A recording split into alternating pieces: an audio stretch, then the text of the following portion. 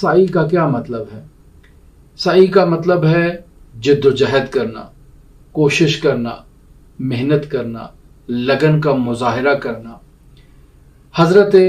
ہاجرہ علیہ آلاف و تحیت و ثنا نے جو صفا اور مروہ کے درمیان پانی کی تلاش میں جد و جہد کی اور جو کوشش کی، اس کا نام بھی سعی ہے۔ پس سعی کا نام کوشش کرنا ہے،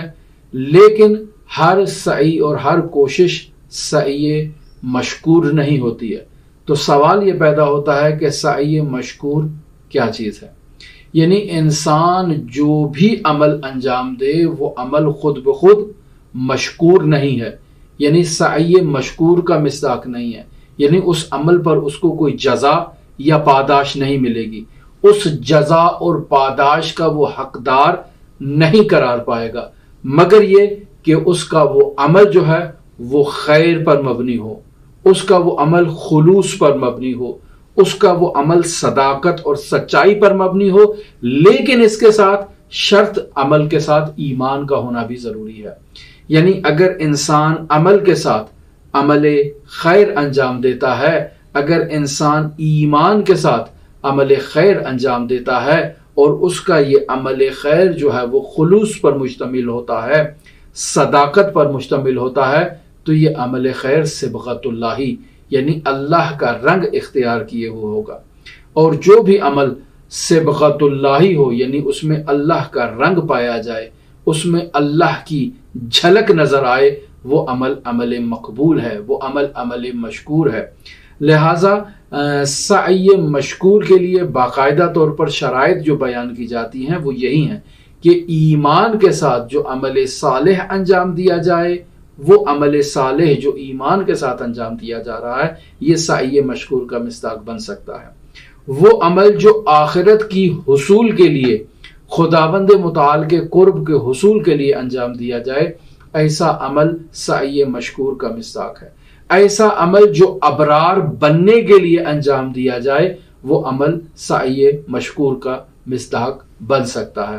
لہٰذا قرآن مجید میں سعی مشکور کا جو تعارف کروایا گیا ہے ہمیں سورہ اسراء کی آیت نمبر 19 کے اندر، خداوند متعال اس طرح سے ارشاد فرما رہا ہے وَمَنْ أَرَادَ الْآخِرَةَ وَسَعَى لَهَا سَعْيَهَا، یعنی وہ شخص جو آخرت کا ارادہ کرتا ہے، یعنی آخرت کو طلب کرتا ہے،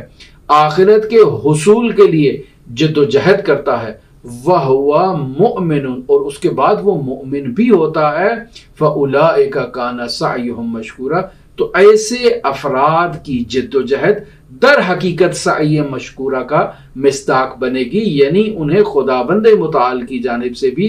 اس عمل کے اوپر جزا دی جائے گی، جس جزا کا خداوند متعال نے ان لوگوں سے وعدہ کیا ہے۔ مد مقابل ایک ایسا عمل ہے جو سعی تو ہے لیکن وہ سعی مشکور کا مصداق نہیں ہے۔ خداوند متعال نے اس عمل کی طرف بھی ہمیں رہنمائی کی ہے اور یہ عمل بھی ہمیں دکھایا ہے سورہ کہف کی آیت نمبر 103 اور 104 کے اندر،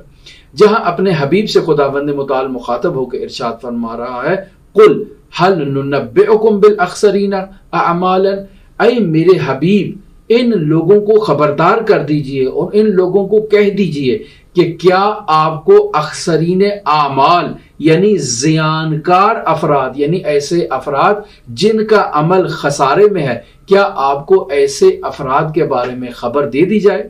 ان لوگوں کو ان اخسرین اعمالہ کے بارے میں باخبر کر دیجئے۔ کون ہے یہ اخسرین اعمالا؟ الذین ضل سعیہم فی حیات الدنیا، ایسے لوگ ہیں جو دنیاوی حیات میں گم ہو جاتے ہیں، یعنی دنیاوی معاملات میں اس قدر مگن ہو جاتے ہیں کہ انہیں معلوم ہی نہیں ہوتا کہ وہ اس دنیا میں کس مقصد کے لیے آئے ہیں، ان کی خلقت کا ہدف کیا ہے۔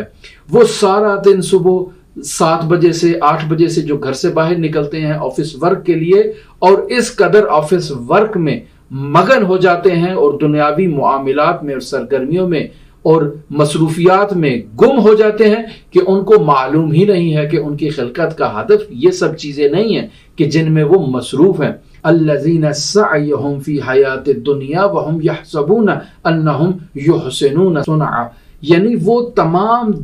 دنیاوی امور میں اس قدر مگن ہو چکے ہیں کہ انہیں معلوم ہی نہیں ہوا کہ خداوند متعال نے ان کو کس کام کے لیے خلق کیا ہے. ان کے وہم و گمان میں بھی نہیں ہے، اور وہ یہ گمان کر رہے ہیں کہ وہ اچھا کام کر رہے ہیں، وہ نیک کام میں مصروف ہیں، اور ان کی سعی در واقع سعی لا حاصل ہے. کیوں سعی لا حاصل ہے؟ اس کی بنیادی وجہ یہی ہے کہ انسان طائر ملکوتی ہے. انسان کو خداوند متعال نے اس عالم دنیا سے عالم ملکوت کی طرف پرواز کرنے کے لیے اس دنیا میں بھیجا ہے، تاکہ انسان لاہوتی بن جائے، تاکہ انسان ملکوتی بن جائے، تاکہ انسان خداوند متعال کے محضر میں، خداوند متعال کے حضور میں شرف یاب ہو. اور خداوند متعال کو اس انسان کی لقا کا انتظار ہے، لیکن اس انسان کو خداوند متعال سے ملاقات کرنے کا شوق نہیں ہے. تو ایسے انسان کی سعی مشکور نہیں ہوگی. اگر ہم روایات اور آیات کا جائزہ لیں تو عمل صالح اور عمل نیک جو عمل قابل قبول ہیں، جو سعی مشکور کا مصداق ہیں، ان کی ایک فہرست مرتب کی جا سکتی ہے. مثلا ایسے اعمال کہ جن میں انسان خداوند متعال کی ذات پر توکل کرے، یہ اعمال سعی مشکورہ کا مصداق ہے. ایسے اعمال جن میں والدین کی خوشنودی پوشیدہ ہو، جس میں انسان والدین کو خوش رکھے، جس میں انسان والدین کی رضایت کا خیال رکھے، یہ اعمال بھی سعی مشکورہ کا مصداق ہے. ایسے اعمال جو اللہ تبارک و تعالیٰ کی ذات کی خوشنودی کی خاطر انجام دیے جائیں، جن اعمال میں انسان کا تمام ہم و غم خداوند متعال کی ذات کو راضی کرنا ہو، ایسے اعمال بھی سعی مشکور کا مصداق ہے. ہر وہ نیک عمل جو خداوند متعال کے لیے انجام دیا جائے، سعی مشکور کا مصداق ہے. مثلا انسان اس دنیا میں اولاد صالح کی خواہش رکھتا ہے، تو یہ بھی سعی مشکور کا مصداق ہے. انسان کی یہ خواہش ہے کہ میری یہ نسل جو ہے یہ صالح ہو، با کردار ہو، با تقوی ہو، پرہیزگار ہو. لہٰذا خداوند متعال سے بھی جب وہ اولاد کی دعا طلب کر رہا ہے تو اسی مقصد کے لیے طلب کر رہا ہے کہ یہ اولاد اس دنیا میں خداوند متعال کے قرب کے حصول کے لیے میری معاون اور مددگار ہو، اور میرے بعد یہ اولاد میرے لیے نیک اعمال انجام دے اور میرے لیے صدقہ جاریہ قرار پائے. تو ایسی صورت میں اگر انسان خداوند متعال کے حضور دعا طلب کرتا ہے اور خداوند متعال کی ذات اسے ایسی صالح اولاد عطا کرتی ہے تو انسان کی یہ سعی مشکور ہے. لیکن اگر انسان کا یہ ہدف نہیں ہے کہ اس کی اولاد صالح ہو، بلکہ اس کی غرض و غایت، اس کا تمام مقصد یہ ہے کہ کسی طرح سے اس کو اولاد ہو جائے، صالح ہو، فاسق ہو، دیندار ہو، بے دین ہو، بدکردار ہو، شراب خوار ہو، کوئی بھی ہو، اسے اولاد چاہیے کہ جس سے اس کی نسل آگے چلے، اس کا سلسلہ نسب آگے بڑھے. تو ایسی صورت میں یہ سعی مشکور نہیں ہے.